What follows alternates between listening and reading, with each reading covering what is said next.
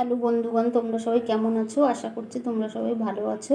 আজকে তোমাদের একটা মাছের রেসিপি তৈরি করে দেখাচ্ছি, ফলই মাছের ঝোল। এখানে আমি একটা ফলই মাছ নিয়েছি, 5 পিস মতো, 5 পিস মতো আছে। আর লাগছে এখানে একটা আলু, 3 চামচ জিরে বাটার সঙ্গে কাঁচা লঙ্কাও বেটে নিয়েছি 3টে, একটুখানি সামান্য 1 কোয়ার মতো আদা বাটা, একটা টমেটো আর ধনে পাতা কুচি। এবার আমি গ্যাসটাকে জ্বালাবো। এবার আমি গ্যাসটা জ্বালিয়ে কড়াইটা বসালাম। এবার 3-4 চামচ মতো তেল দেব, সর্ষের তেল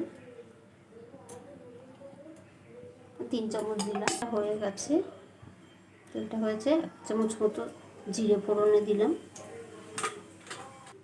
আমার ফোড়নটা হয়ে গেছে, এবার আলুগুলো দিয়ে দেবো।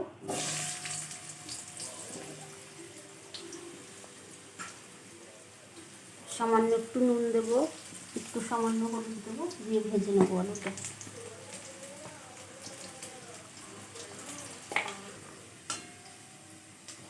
আমার আলুটা ভাজা হয়ে গেছে, এবার আমি টমেটোগুলো দেবো।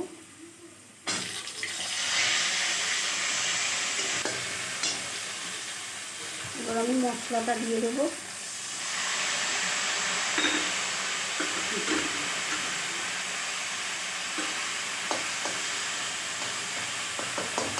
মশলা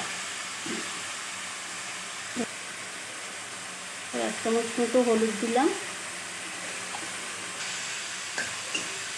আমার মশলাটা হয়ে গেছে, তেল ছেড়ে গেছে। এবার আমি জল দিয়ে দেবো।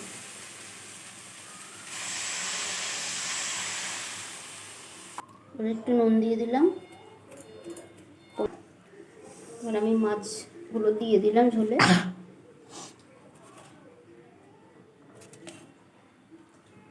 আর 10 মিনিটের জন্য আমি ঢাকা দিয়ে দিলাম, ঝোলটা ফুটে উঠুক। আমার 10 মিনিট মতো হয়ে গেছে। এবার আমি একটু নুন ঝাল মুখে দিয়ে দেখবো, হয়ে গেলে দিলাম। আমার মাছটা হয়ে গেছে।